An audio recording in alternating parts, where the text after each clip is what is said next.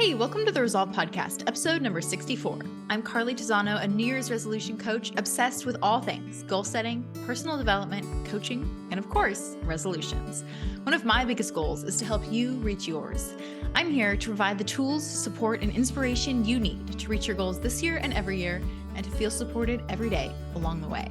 Today on the podcast, we are going to be welcoming back my very good friend Heidi, and I hinted that she would be coming back very soon. You probably didn't think she'd be back this soon, but I'm super excited to have her back on, and we are going to be giving our final goal update of the year to let you know how we did, the progress we made, the things we checked off, maybe some of the things that are still in progress and will be checked off in the future, as well as giving a glimpse into the next year and all that's going to be coming for us.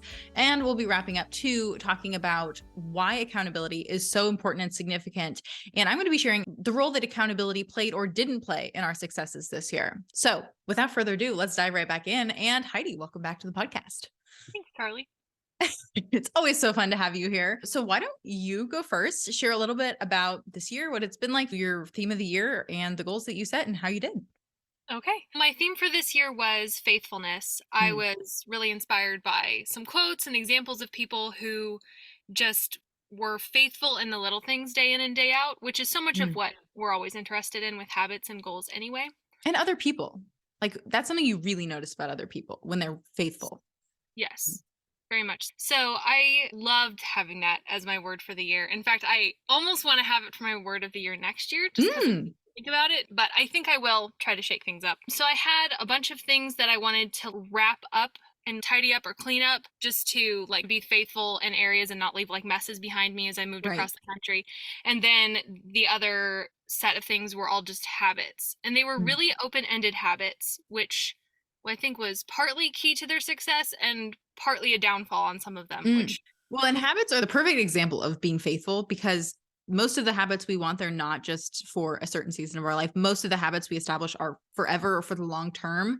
And so that's the perfect opportunity to work on that skill of being faithful in implementing and carrying through the habits that we want to have. And I realized that a lot of like bigger goals that I might have, I didn't have some bigger goals that I wanted to hit, I couldn't necessarily devote the time to because of areas of disorganization.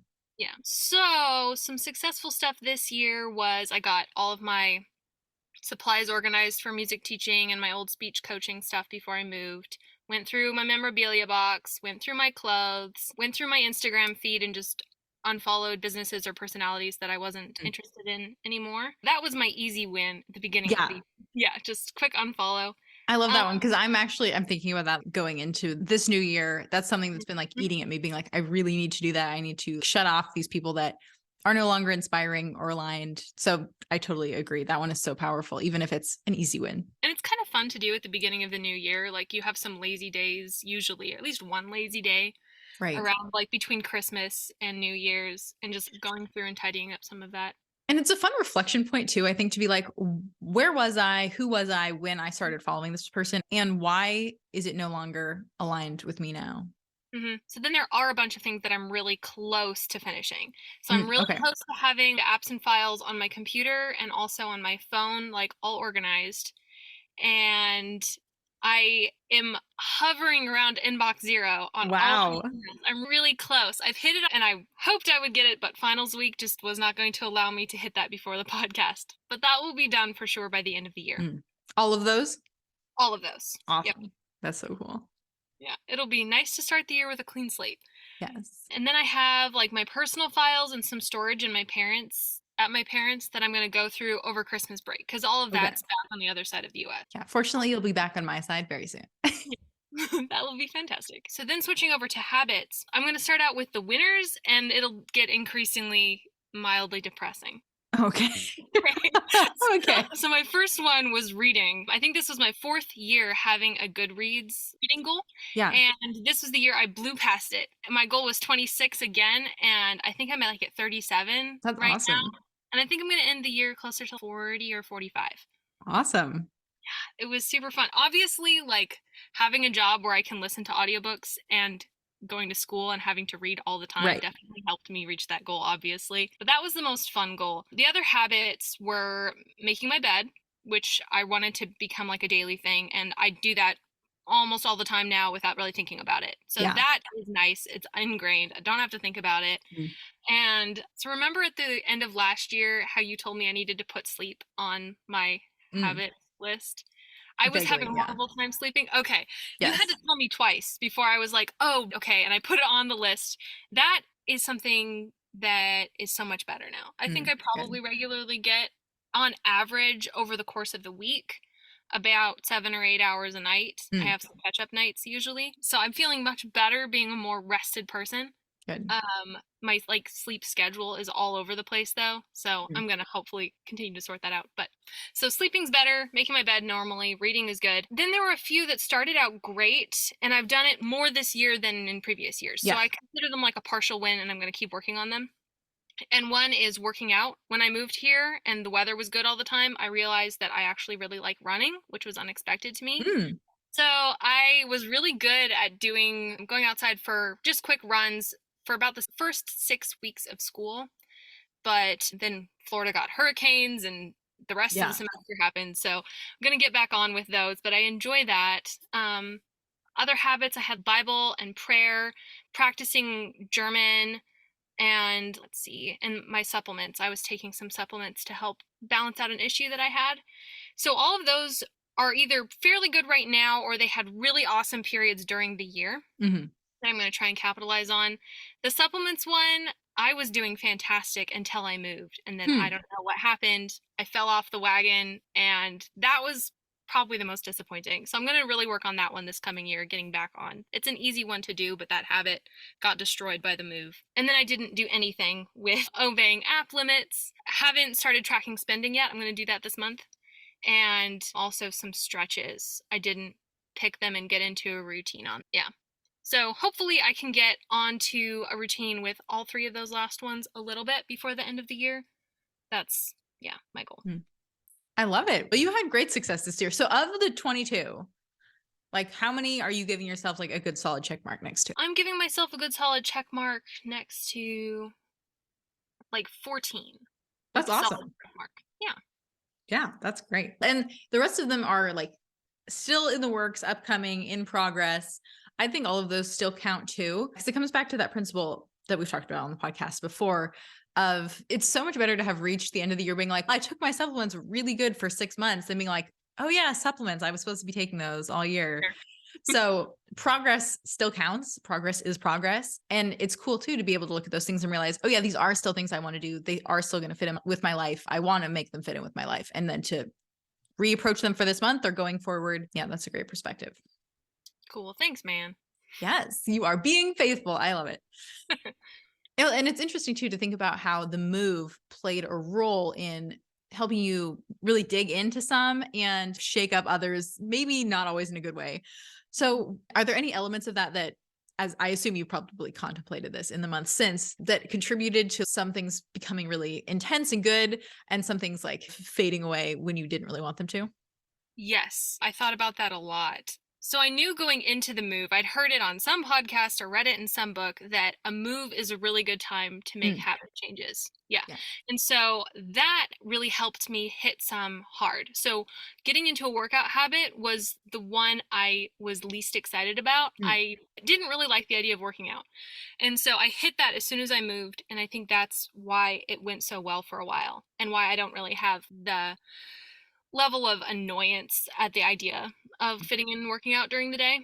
And working out is one of those really powerful habits that makes it easier to do others. Like Mhm. for the most part, you sleep better when you're working out. You are more inclined to eat healthy because you don't work out and then you're like, I want to go through the McDonald's drive-through. It just gives you more energy in other areas of your life. You get the endorphin rush. So exercising is really one of those habits that if you can get it going, everything else is just a little bit easier. What I didn't expect was how many easy habits that I didn't even think about anymore did become difficult when I moved. Hmm. So there was even a stretch of days or a week or two where like just like doing my hair in the morning and putting my makeup on felt really chaotic because I was in a new space. I was around Right. different people with different routines. Hmm. I had a new routine. And so obviously I was still going to do my hair every day and it got done. But some things like taking my supplements just completely fell off. And even like going to the grocery store when you move, especially if you've moved somewhere really different and it changes your routine. And for a while, you're like having to GPS how to get home from everywhere you go. Yeah, moving can totally throw a wrench in your plans in your life. And I think that's a Gretchen Rubin idea. I know I've heard her talk about that, about a move being a really good fresh start, because the power of that too is you don't have the negative associations with certain places or people or routes when you drive past the McDonald's drive-thru on your way home, like those kinds of things. So it's really cool to see how that has allowed you to use it as a springboard to do more of the things you want to do. So one thing I'm taking away from this year, and a piece of advice I would throw out into the universe out there, is just if you're moving, capitalize on that fresh start to start some difficult habits, but don't rest on your laurels on the things that are going really well. Like the supplements never got started because in my mind they were easy and it was something I did now. And so I didn't give it the same amount of. No, that's great. And it's true, like even just transitioning into a new year and focusing on new things, don't use that as an opportunity to cop out or ignore the areas that you have worked so hard on and the successes that you have and the momentum that you have in certain habits, because it is easy to shift our focus and pretend we don't see what's happening behind us as we stop going to the gym or stop eating healthy, as because we're all focused on the new thing. Yeah, I totally agree. And I'm curious, so like you're going to be back here for the holidays, then headed back for your next semester. Is there any way that you're going to approach going back to school in a month? Are you going to approach that transition any differently than you did this summer based on what you know now? And it's not going to be completely new, like you'll be all moved in and settled to know your routines and your routes and all of that. But is there any different way you're going to approach it next month? Oh yes, I got about halfway through the semester and I was already thinking, oh, I cannot wait until next semester so that I can start over with the knowledge that I now have. So yeah, I have a lot of hopes and dreams and ideas and plans for my routines next semester, and even just tackling my course load differently, and also for moving back home for the month for the Christmas break, trying to think of some things that I want to make sure that I do every day. Yeah. I love that. So with that, we will dive into my goals, what my 2022 has looked like. And of course, I have shared about plenty of this on the podcast. And as I have not been hesitant to talk about, my word of the year was alignment. And I think I've even mentioned that term a few times throughout this episode already. But it has become really integrated into my vocabulary, which is interesting because at the beginning of the year, I wasn't thinking about it that much. And I even talked about having to make it like a phone background because it was just not something that was front of mind a lot for me. But as time went on and I just had more and more instances of alignment, it's become like obvious everywhere I go, like meeting someone and we talk about a thing. And then the next day, like I have an opportunity to engage in that thing, or I read about something in a book. And then the next day I like find out I'm writing a paper about it, or just really random stuff like that. And it's just been so fun to have like examples of that all throughout the year and to get to tell people like, Heidi, like you will not believe what just happened. So I totally think that was the perfect and aligned word for this year. And it drove me to separate my goals into two categories, 11 achievements and 11 activities. So we'll start with the activities because those are easier and more fun. So early in the year, like we talked about, I tried cryotherapy and a sensory deprivation tank. Those were fun. I was able to go on a trip with a friend a couple months ago and we were able to visit Heidi, which was even more fun. I did finish my typing class online. Oh, you! All 685 levels. And it got harder towards the end because then you started having to meet these like words per minute typing goals. So it wasn't like you could do it right and do it slowly. Like you actually had to speed up. Unfortunately, I was able to do that. I'm still not perfect, like casually typing, but I am definitely better. And I'm actually really glad I put this goal on my list because I was thinking about it. And as I look ahead, life in the modern world, that's going to involve probably quite a bit of typing. There's no better time than now for me to figure this out. I'm glad that you ended the year liking it and being glad that you did it, and even calling it slightly fun. It almost seems slightly, like, yeah. Slightly, because I know you were doing it as the year went on. I think I'd only done like 100 levels when we did our check-in in July. So I have done a lot. Yeah. Then. And I talked to you a couple weeks ago. That was our one tiny check-in. Yes, we slipped up a little bit. Yeah. We only talked about that. Yeah.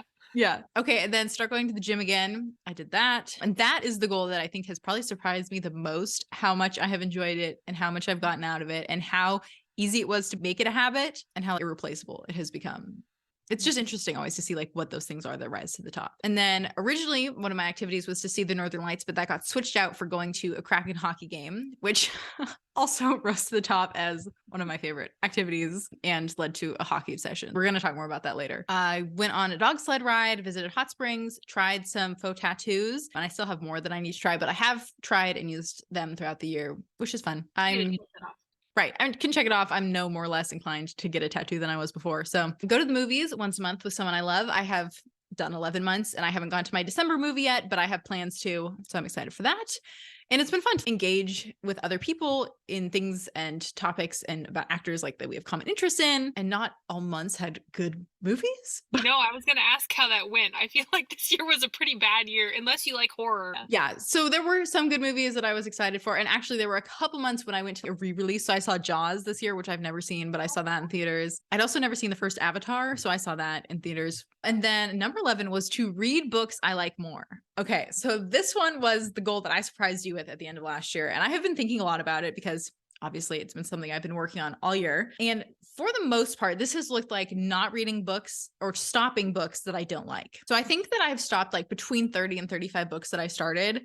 And then I was like, okay, I cannot do this anymore. And I put it down. Only one, I think I went back and finished later because someone else was like, it really is good. Keep going. But I was thinking about it and reflecting because I was blogging about the books I read in October, and every single one of them I rated 3 stars.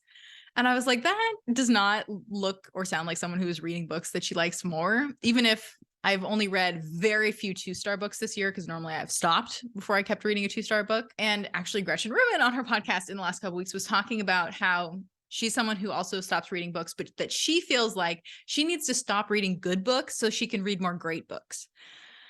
And I think that is the point where I've reached with this resolution too. I've given myself permission to not read bad books anymore, but I need to like more actively seek out and find and identify like genuinely good books. Cause I go to a bookstore and there's so many good options, but then I get home and I turn to those same books to start reading them. And I'm like, it's okay. So I don't know what the secret is to finding great books, but I'm going to keep working on that, I think. That's interesting. So it's like a 2-step thing. Yeah. You did a great job this year stopping reading books you don't like. Yeah. Now it's finding even more good books that I do. So yeah, I'm not entirely sure what that looks like, but I'm going to keep working on it. So I do check this one off because I am reading books I like more, but more as in more of the books that I like instead of books that I like more, if that makes sense. You told me a few times throughout the year how much more you were enjoying reading because you had stopped reading books that you don't like. So right, because you lose so much momentum when you're reading a book that you don't care about. Yeah, I think that's true. And I have not read very many physical books. Audiobooks is my preferred means anyway, but also just with all the reading I've done for school this year, like hundreds of pages, I just could not sit down and read another book for fun. That was the last thing I want to do. So I let that be okay. I didn't have to sit down and read very many books. There's one that I really want to finish before the end of the year. But other than that, like I'm just letting it be what it is. And audiobooks was the means by which I did most of my reading this year. And I love that. So why would I do anything different? Totally counts. Yeah. Okay. Now moving on to my achievements. So number 1 was to graduate grad school. I am 2 weeks away technically from the end of school, and I have only about a week's worth of homework left. So I am super hopeful that this week I will be done with my homework, get an extra week of break / the rest of my life, unless I go back to school again, who knows? So I am super excited. I can't like technically put the check mark next to that one, but I will be very soon. No doubt in my mind. The second one is to publish my book, which will also be getting a check mark, and we're going to be talking about that on the podcast very soon. So tune in for that too. That's going to be a fun conversation. Use all my gift cards. So this was one I knew was overly ambitious when I started. And when I said use all my gift cards, I don't really think I meant all my gift cards, like every single one. How many do you have? Like dozens. Okay, 3 inches? Yes. Gift cards? When I started the year, it was probably 3 inches. So now it's probably half of that. So I have done good. And food gift cards and like activity, like movie theater gift cards, I've used. It's like the store gift cards. I just have not gone out shopping that much this year. And I don't want to just waste them. Be like, I'm at the store, so I have to buy something now with this gift card. I have some of those I still need to use, and I'm okay with that. So I have started the process rolling though. I've gotten past that mental block. You cannot spend gift cards. You have to save them for some arbitrary reason. Get a puffer coat. I did that. Get a robot vacuum. I did that. I ended up doing it right after our last conversation. There was one on a super great sale. And I was like, why would I vacuum for the next 6 months until Black Friday if I could just get this and not have to vacuum for 6 months? So I did that. I'm glad I did. Get new shoes, inspired by our conversation 6 months ago. Curious. Yeah, when you were like, come on, you have got to get on that. Just throw away your old shoes. And I haven't been as good about that. I still have some shoes I need to toss, but I have gotten new shoes and I have replaced all the ones that I was like, I need new black flats and black boots and black rain boots to fill in those gaps of the ones that were like falling apart in those categories. Get to an 8-minute mile. I shared a couple of weeks ago back in episode 61 about that journey, what it was like. And when I recorded that episode, I actually had not reached it. But since then I have reached and ran an 8-minute mile. I actually far surpassed it, which was so odd. Like after the whole year of being like, oh, I still have to do that 50 push-ups at one time. I did that. Get TSA pre-check, did that. That was my easy win at the beginning of the year. Watched Frasier. I did that. And I watched Ted Lasso right after we recorded our goal update. And I loved it like so much more than I thought I would. So my skepticism was clearly not well founded. And I'm still waiting for season 3, but I enjoyed that one. And that was it. That was my 22 goals. So most of them I have checked off. I have a couple that are still in process. Most I hope will be done by the end of the year. Like the gift card one will be a little bit more ongoing, but I'm okay with, and yeah, I'm excited. It has been a big year, but it has been an exciting year. So that's where we're at. Go you. Oh, it was so fun to actually hear your final. I know. Finally. I know. So coming back to hockey, my obsession, which has fueled like everything. I've been reading a bunch of hockey books. And so I read this one about hockey coaches, and the author had such an interesting perspective because he tracked down these hockey coaches who won and a few who lost like these really big instrumental games in their careers. And he watched the game with them, rewatched it. And the coaches just talked about what it was like to be in that game and like what it was like to coach the team to that win and some of the context and like what that game meant within the context of their larger careers. So it was super interesting. And I think the intent of the book was like to yield more advice generally for life. I didn't think it really did that, but there was one coach who was talking a bit about accountability. And they said that moving from friends to teammates is where accountability comes in, because when you're teammates, you can be candid without consequences. And so I was thinking about that because I think that's true. There is a certain vulnerability to friendship of there are lines you don't want to cross because it's a special relationship and you don't want to hurt it. And when you're teammates, you are working together, and you can't be teammates and friends. Like you can totally have both of those relationships, but they are distinct. And when you're teammates, you're working together in pursuit of a common goal. And so I think there is a certain amount of shared drive and ambition that goes along with that as you are like all collectively moving forward together. And so within the context of that relationship, then you can be candid and be like, you are not showing up the way that you need to. And it doesn't have the same consequences that it does if you said that to someone who's just your friend, like living their own life. Because if you both are in a team, then if someone's not showing up the way they need to, then it's impacting the other teammates. So it's like a requirement for them to tell you need to show up better. Is that kind of the idea? I think that's the idea. And there's just also that idea of we are all in pursuit of this same interest. And so I want you to be your best, not just for you and not just for me, but for all of us. And so at first I was like a little skeptical about that comment, but it really stuck with me. And I was like, I want to talk about that on the podcast because I think that the conclusion that I came to is that accountability is auxiliary to friendship. So like you can have a friendship, but bringing accountability is like an auxiliary relationship or an auxiliary facet of the relationship that you can bring on.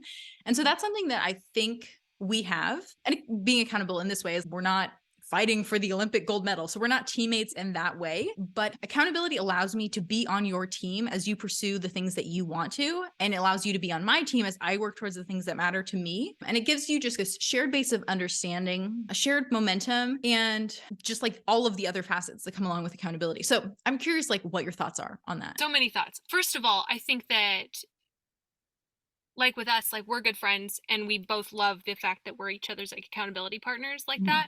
So I don't think it's dangerous for friends to be accountability partners. Like it almost sounded like his quote was, but I think that there are certain friendships and certain like types of goals in life that you can turn a friendship a little bit into being like teammates, which is a lot of fun. And I think there is a danger. Like, I don't think all friends could be accountability partners. I think that in some cases that could be destructive or harmful. And I think that our friendship, like we approach life similarly. We have some similar goals. We have similar like values. Right. And so that works out really well for our friendship. Yeah. So I ultimately agree with his point about accountability being an additional aspect to a relationship with someone. And so when you have it and you can get one that works, like that is great. And that's the power of it. But I also think that there's a point too, it's not something that you can or want to force into all relationships, and to appreciate other relationships for what they are and to seek it out in the ones that will accommodate it really well. Yeah, I think that's really wise. And that also goes into like family, because Yeah. sometimes there are Mm-hmm. certain family relationships that you can have a good accountability type relationship with. Like for me, that's my mom. Mm. But that wouldn't really work as well with my siblings because my siblings and my friendship is just different. We don't end up talking about a lot of our habits that way. We have other things that we bond over.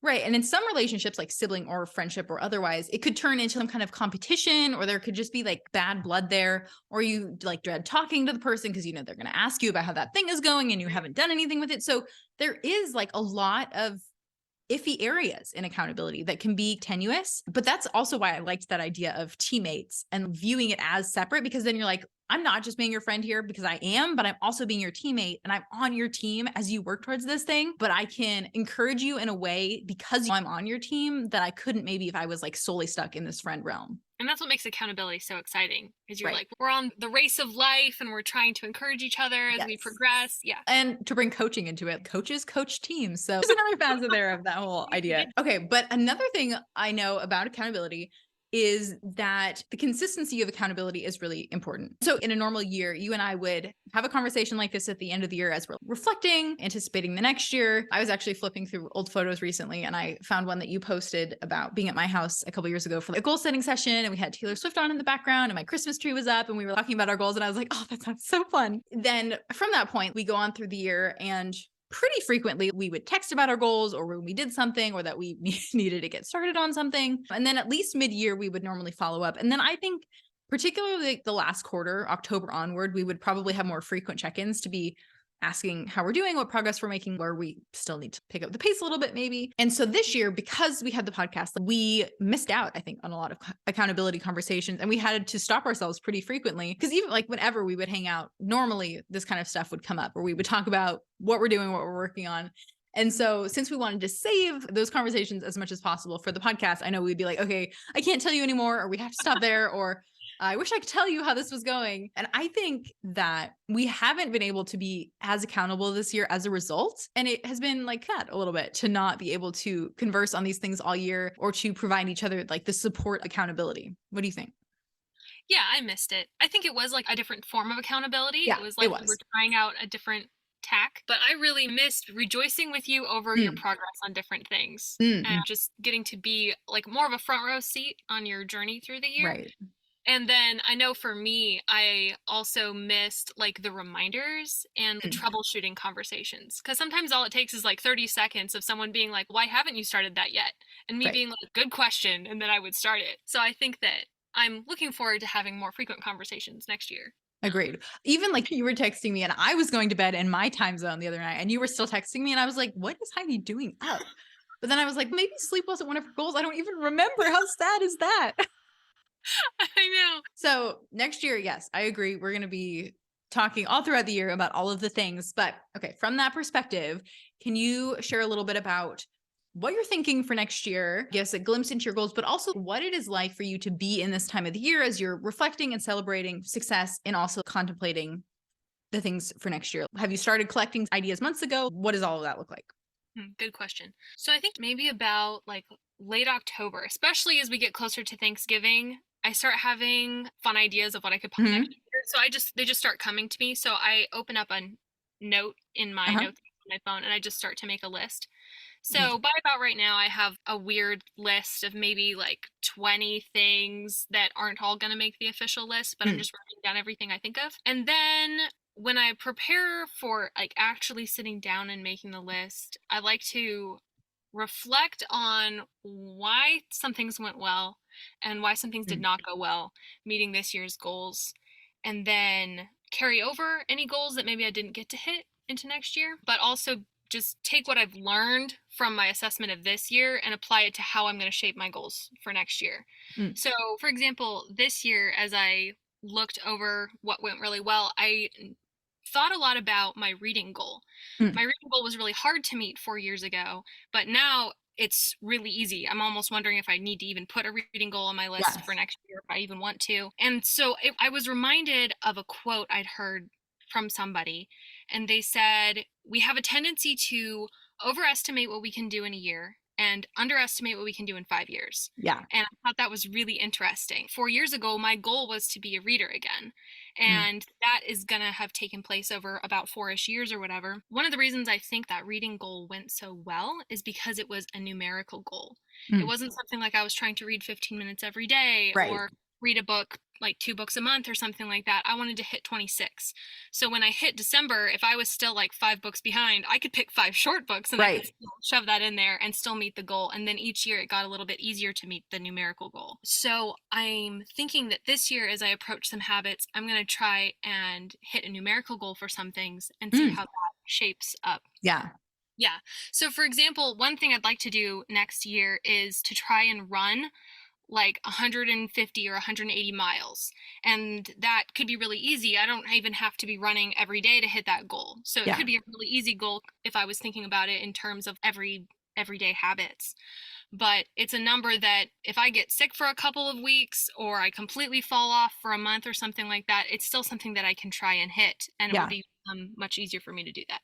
So I'm going to try that. And instead of like just an open-ended goal to read my Bible more, I'm going to try and read through the New Testament twice. So we'll see how that goes. What do you think? I think that's so cool. It's like we had talked about the tally idea. So it's like the tally idea, but instead of doing it like for a month, it's like the entire scale of a year. And I can even think like for the supplements, if you were like, I'm going to buy 2 bottles of these supplements and I'm going to take all of them this year. And of course, you're not going to take 30 in a day at the end of the year to do it, but it would still give you like, this is how much I'm expecting of myself this year.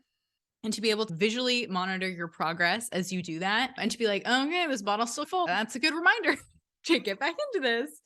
And I think you could apply it in a lot of different ways. So I'm really intrigued by that. I'm excited to try it for a few other ones too. Yeah. Do you have a theme for next year? So I mentioned earlier, I still love the concept of faithfulness, but I'm thinking about maybe a word like courage, unsafe, or uncomfortable. Yeah. I was thinking about a lot of things that I avoid because they make me feel really uncomfortable, and they could be things that I think are important or that I would ideally like to do more. Yeah, simple things would be like going for a run. I would be like, that sounds uncomfortable and I don't want to do that today. Right. But and you'd be like, that fits the bill. Exactly. I'm going to move towards that instead of moving away from it. Or just some other things that I might be more like socially anxious about, and I would have a tendency to try and avoid that. Yeah. But I'd like to move toward that. So I'd like to become more involved with like my church this next year. One random goal I've put on the list, I think it's going to make the list for the year, is to go like swing dancing or something like that a few times, because that sounds miserable to me, even though I think it'll actually probably be pretty fun. So I'd like to just push myself to do something that feels... A great book that talks a little bit about that. Did you ever read Laura Vanderkam's Off the Clock? No, I own it though. Yeah, I love that one. That's a really good one. And she talks about effortful fun, that you have to put so much effort into do the things that you want to do. And she talks about the experiencing self versus the remembering self. And I think she maybe even talks about the anticipatory self, or maybe she has a different term for that. But I find those ideas so helpful because even today, like I was out doing a fun winter activity and it was so much more fun than I expected, but I was reminded you have to put effort into doing things to have fun. And so when you think about discomfort, it may be uncomfortable in the moment, but oftentimes that's the kind of thing that your remembering self is like, oh yeah, remember when I put myself out there and I went to that swing dancing thing? That was actually really fun. Or that's where I met that really cool person, or anything else. Not that you should put yourself in situations that are actually unsafe, but a lot of times I was even studying in school recently about like how we have a biological predisposition to just see so much fear and to have so much anxiety because of the way that humans are. But there just is so few things in the world that we experience on a regular basis that put us in situations where that level of fear response is really required. And even the things that probably are the most dangerous, like driving our car, most of us don't have that kind of a fear response for anyway. So a lot of times it's being brought on by these things like going swing dancing that would probably be really fun, but our anxiety and our fear is like, let's direct it at that when it's just keeping us from doing the things that we want to do. Something that's new, something you haven't experienced a lot. And so one way to build confidence and just get out there and experience things is just to go out there and experience things. So is that kind of the end goal that you hope to reach through all of that, to go out and experience new things and to be courageous and to put yourself out there? Is that the end goal of having goals like that?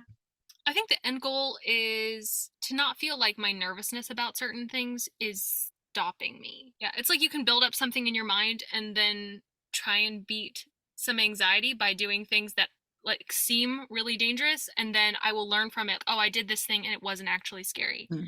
It's like the same thing in a way is at the root of like procrastination. Like the reason Right. we procrastinate is because we're avoiding the feelings of doing something uncomfortable that we might be nervous about. So another thing on my list is to try and finish a paper like a week early Mm. because I live off of that procrastinating anxiety to get stuff done. So I think it's like that same principle of overcoming that. Is that like a one-time goal? I would like to make a habit of finishing a paper early, but a week Okay. early sounds really dramatic to me right now. Okay. So I'm going to try for a week early right now, and then maybe I can make a habit of ending a couple days early or a week Okay. early. I like it. Sounds like I'll have to read the Laura Vanderkam book. So what are your thoughts on this next year? What's your word of the year? My word was brought on by a conversation I had with my mother this last summer. So I give her full credit for bringing this to my attention. It has been a year that has been very heavily work focused. That's not super evident through my goals, other than being in grad school and getting my book out there, because I did make an effort to include a lot of other things in other areas of my life on my goal list. But I have spent a lot of time on work and work related things this last year. And so this summer, my mom kind of sat me down and she was like, I don't think you have any fun in your life. What are the things that you do that are fun? And of course, I was like, I have fun in my life. I have fun living my life. I enjoy the work that I do and producing this podcast. And not that it's not work and not that it's not a lot of work, but I do these things on some level because I enjoy them. And as a result of the conversation, came to the realization that like, enjoying my life is not necessarily the exact same thing as fun. And so as I go into a new year and there's a bunch of different possibilities and things I'm going to consider and pursue, and I'm not entirely sure what a lot of those are going to be, I'm still going to create a 23 for 23 list, but my word and theme of the year is going to be fun. And so a lot / most, maybe all of the things on my 23 for 23 list are going to come back to that idea of fun. So like I want to go to a game with all of the Seattle sports teams over the course of the year. I think that would be really fun. I'm going to go to the Taylor Swift concert next year. I want to upgrade my wardrobe, which is something that we talked about on the podcast this year. And I actually have an interesting structure to my list too, where I've started to, I haven't fully decided this is how I'm going to do it, but I have some of the 23 for 23 things are things that I'm going to do once. Some of them are things I'm going to do once a month, and some of them are things I'm going to do once a week, and then once a day. So I'm not entirely sure that's a format that I'll stick with or that really has any consequence, but it has helped me to see, okay, there is a good amount of things that I just need to check off, but there are some things that I want to integrate into daily or weekly habits, which is interesting. And then this year, I actually really enjoyed because I had my 22 for 22 list. And then over the course of the year, some other things came up that were big enough that I was like, they deserve a spot on my 22 for 22 list, but it was already full. So I ended up creating a secondary 22 for 22 list, which I've also almost completed. And so that was really fun. So I think I might do that this year too, to be like, I don't know where this year is going to lead, but I will have the 23 things I want to do. And then I will have a 23 for 23 list that I create as the year goes on. And that's something we had talked about at the end of last year too, being like, we don't know what's coming in 2022. Maybe we'll just build the list as it goes on. And I think we're both glad we didn't do that. But since I got to experiment with it a little bit, it was really fun. So I think I might stick with that too. But all that to say, this morning, actually, I was talking to my dad and we were talking about all of the possibilities for next year and who knows what's going to happen. And he was like, but it's okay because you can just have fun with the process and see where it leads. And I was like, aha, there's alignment. How fun can come up even in that conversation. So I think that's true that I just want to approach next year for fun, to have fun, to do things that are fun, to seek it out, even if it is like something that requires active planning and putting the effort in, but also just to make the daily things and the work things and everything else of that aspect of my life more fun too, or to find the fun in it. So that is going to be my focus for next year. I love it. I love that for you. I know you do enjoy your life, but I think that having some fun this next year after this very big, busy year for you will be perfect. And I can't wait to see all of your things. I like that you have it like on a daily, weekly, monthly, yearly basis, because it's like you're introducing fun at all the levels of your life. Yeah. Yeah. So one of the once a month things is like to go on an adventure every month. This year going to cryotherapy or the sensory deprivation tank, like those are things that I would consider an adventure, quote unquote. So I don't know what all 12 of those will be, but I felt like once a week is too much. I don't know if I could plan 52 fun adventures. Other than like today, the adventure is going to Barnes & Noble, which I'm always on board to do that. But I was like, once a month, one thing that's out of the ordinary in our area. There's enough cool things that I can find. So that is one that's in the month range that will allow me to integrate fun on a larger scale, do something I haven't before. Yeah, so I'm excited. It should be a fun year. I also love that what you did is you built a to-do list of 22 Mm, things that you hadn't planned on doing this year, and you did as the year went on.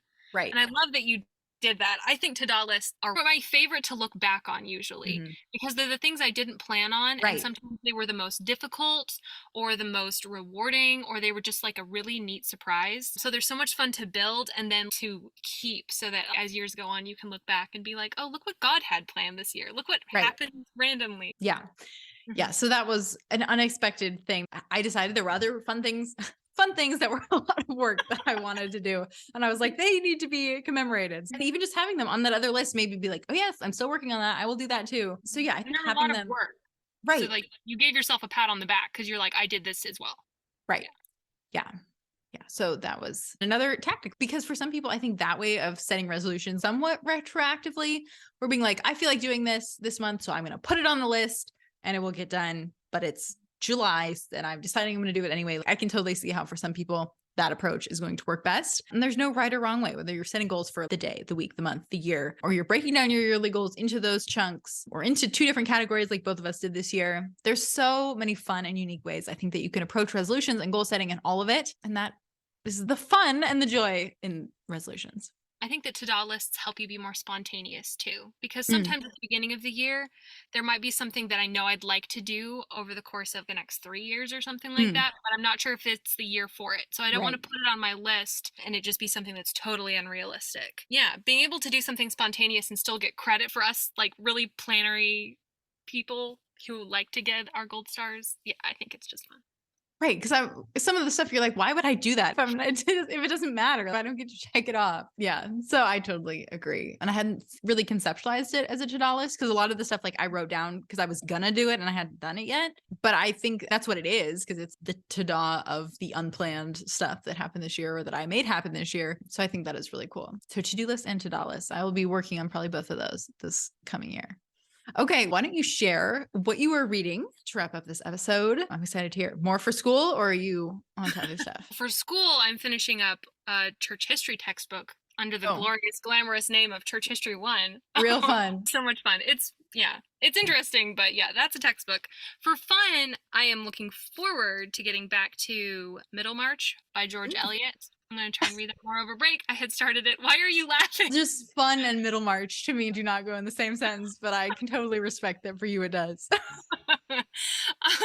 I was inspired to read this book because of a quote I had Hmm. heard somewhere, and it had to do with faithfulness. For the growing good of the world is partly dependent on unhistoric acts, and that things are not so ill with you and me as they might have been, is half owing to the number who lived faithfully a hidden life and rest in unvisited tombs. Hmm. And I just think it's beautiful. It's one of my favorite quotes. So I had to get the book, I had to start it, and Yeah, I'm looking forward to continuing reading it. that is really cool. That's a great quote. I love that. Okay, and then what do you want to toast? I want to toast my housemates and my professors. Hmm. They're examples to me of people who live a very faithful, habit filled life. And they're inspiring examples, or they're nice to live around and have rub off on me in the case of my Hmm. housemates. I think you said this a couple years ago in a conversation to me, and it's stuck with me ever since, that you'd read that you become like the five most people that you spend the Yeah, most time with. Is it five? yeah. Okay. So, yeah, just really appreciating seeing those people and getting rubbed off on. No, it's true. And I've thought about that within a couple of different contexts, both like the actual physical people you spend the most time around, and even like the podcasters that you listen to the most, Mm, or the authors that you consume their content the most, because I think that those people too have incredible amounts of influence on us. And it is so interesting to evaluate those around you in that way of who am I allowing into that sacred space of the people who influence me. It's that idea of growth through osmosis, which we talked about back in episode 31 of both other people are constantly learning from us and how blessed we are when people are like willing to put up with us and our interests as we like share random stuff about hockey because they don't really care. But also those people who like develop a new interest in something fascinating and share it with you, or just the way that they live their faithful lives and being able to have that influence you subliminally and in a more practical level, or way that you can recognize and understand as we strive to become like those people, and to recognize when the people in our lives where the influences we've allowed in aren't aligned with that, even down to who we're following on Instagram when they're exhibiting actions or attitudes or behaviors that we don't want to emulate in our lives. Being willing to be like, no, I'm going to either reduce the influence that you have so you're not in that core group, or maybe it's time to move on entirely. But then the next step, like, who is going to fill that gap? So yeah, I love that idea. I think it's fascinating. And it's a great way to analyze our lives now and whether or not they're what we want them to be. And if not, like, what needs to change. And so I'm super honored that anyone who listens to this podcast, not that I'm in their top 5 most influential people, but that they would let me come into that sphere and share with them and be in their earbuds. And you too, with me. I'm glad you're one of my 5, Carly. Oh, thank you. I'm glad you're one of my 5 too. Okay. Thank you, Heidi, once again for returning to the podcast. Our listeners may or may not be hearing from you again soon, but they will have to wait and stay tuned for that. But it was so fun to have you come on and share at the very beginning of the year, back in episode 16, and then again in episode 42 about your goals and what got us to this point. So if they missed any of those conversations, that will give a little bit more insight into what we talked about today and lay the foundation of like why accountability and why you need ongoing accountability. But I think what we talked about today is an important aspect of that conversation too, about the dangers and pitfalls of accountability and the very distinct role that it exhibits in our lives. Because life is always a learning process. So Yeah. try different things and shake it up and you learn more. And I really did love the approach that we took this year, even as I look forward to Right. chatting with you a lot more Yeah. next year. It was a fun new approach. Absolutely. And whether you commit to anything as a resolution, like, it's only a year, January to December, and then you move on or you keep going, but it's totally up to you. And now you have so much more knowledge and experience to build off of as you continue to move forward. So yet another aspect of the power of resolutions. Thank you, Carly.